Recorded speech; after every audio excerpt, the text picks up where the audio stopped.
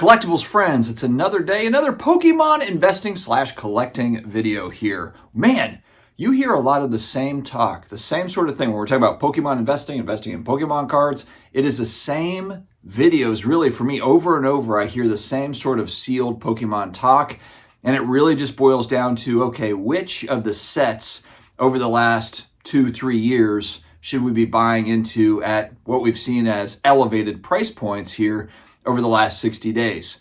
I've made a few plays. I'm trying to zag a little bit. When the crowd is going one way, I try to not necessarily follow right behind. Although I should say too, I am buying modern stuff as well. I just literally bought 151 booster boxes last night. So I'm getting a mixed bag of different things. And I'll also say, I think a lot of the kind of the Pokemon investing / speculation talk, nobody really knows what's going to happen. Nobody can see the future. And to be truthful, I do think as time goes on, 5, 10, 15, 20 years down the road, even if you're buying at today's prices and you feel like, oh man, they feel elevated, they probably will be higher down the road, assuming Pokemon stays as popular of a brand as it is today and as it has done over the last 25 years. But the truth is there might actually not be any bad plays to be had if we're taking a long-term look at this stuff. That's always kind of the caveat. When I'm looking at this, when I'm talking about different purchases and strategy, I'm not looking to flip in 6 months or 12 months, 18 months or 2 years. It's really a long-term hold, 10 plus years minimum, but really I'm thinking 20 years. I'm 43, 63, 60s feels like a good age to,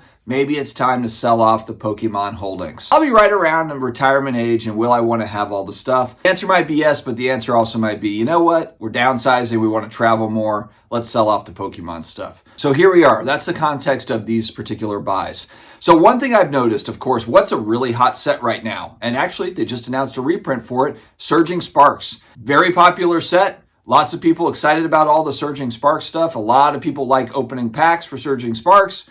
It's around, what, $250-ish around on TCG Player. And I've been paying attention to older boxes as well because, look, as you go back in time, the older boxes get more and more expensive, and I think that's the whole thesis behind buying a lot of the current stuff, whether it be Sword and Shield or Scarlet Violet.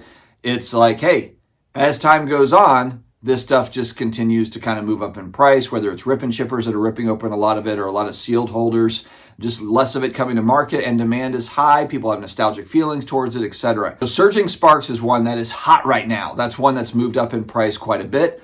Well, Sun and Moon boxes, I noticed, are right in the $300 range, a little bit over like $300 to $325. And so I recently picked up a booster box of Sun and Moon right at $300 plus tax. There's like $320 tax tag title out the door. So I'm looking at it as, okay, I can get a base. Now, granted, it's base Sun and Moon booster box for $50 more than a very recent set, Surging Sparks. And I'm sure you can make a lot of arguments. Hey, there's a lot more pulls out of the Surging Sparks than in that Sun and Moon. The idea behind kind of diversifying and getting some of the Sun and Moon is older sets just continue. It seems like they get more attention, even maybe ones that just aren't as loved right now. Maybe Sun and Moon is kind of like, that was kind of garbage. Maybe some collectors are like, I don't really like that stuff, but it came out in 2017. And again, I just want to make sure that I'm buying into stuff that's not just the brand new modern stuff that's hot, but also paying attention to where are their price gaps or where I feel like there's some opportunities in vintage stuff or kind of just not the brand new stuff. Like Sun and Moon is kind of that set that came up before Sword and Shield, with Sun and Moon being the very popular set coming up before Sword and Shield, another very popular set. And a lot of people will contend like, hey, look, when we look back in time, Sword and Shield and Scarlet Violet are those are going to be like the best sets. Some people say they're going to be the best sets all time, let alone, just good sets here recently. And so I think that also plays into it. It's sentiment. There's a lot of Pokemon collector sentiment and people that are holding the sealed stuff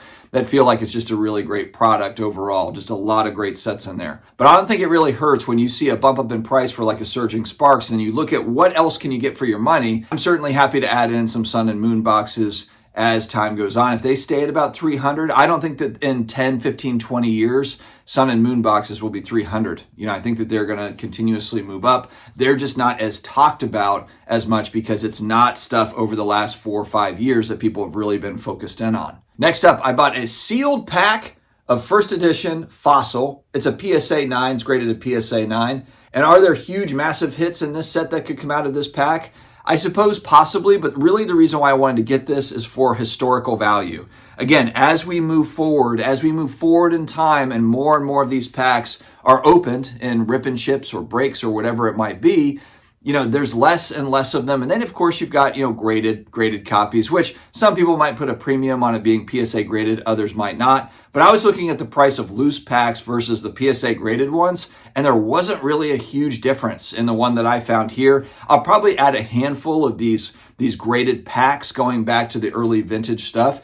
And again, it's not necessarily because it's got some huge card in it. I'm just betting more on in 20 years, people are going to be like, damn, a first edition pack. Fossil pack, that's cool. Now, are they going to be mega ultra scarce in 20 years? Maybe they'll all be opened, maybe they won't be. This is a play more for the history of the thing. It's the history of the brand. Where did it all start? And I really like the fact, I'm loving the fact that sentiment around vintage stuff is not, it's low. All of the money and all of the focus is on modern, ultra-modern sealed product. And that's exactly where I want it to be right now as I'm trying to pick up more of the vintage items and just kind of carry those over the long term. And again, I understand the thesis behind modern, ultra modern. I get it. That's exactly why I'm buying that as well. I want to be diversified. It really feels like this market, a lot of people go back to 2020 and 2021 where you had that blip in the radar where it was, of course, you had some big movement on vintage prices. They've come back down to earth. Since then, a lot of the focus has been on modern, ultra modern. And I think that there are gaps. I think there's a lot of inefficiency in this Pokemon market right now, which is great for people that are trying to buy and hold. There's opportunities. I feel like in sports cards, it's less so this way. A lot of times if you look at kind of the greatest players, you look at the best cards there in sports cards, a lot of them are priced in. It's tough to find, all-time cards on the sports side at a price where you're like, man, I feel like I'm getting a great deal on this. It's just not really the case. There's already a ton of speculation / investing money, however you want to call it, that is in sports cards. And that goes for the ultra modern stuff that's just coming out, the brand new releases, as well as going down the line to the vintage and all the stuff in between. Prices for a lot of those cards have moved up over the years. So Pokemon presents an opportunity, I think, for people that are willing to look outside the box a little bit and not necessarily do what everybody else is doing. Usually if you're doing what everybody else is doing, it might be okay and it might still work out, but it probably means that there's something that's being missed. And that's what I'm trying to find here on my Pokemon investing / speculating journey. Friends, I hope that you have an amazing day ahead. Stay healthy, stay awesome, and I will talk to you again later.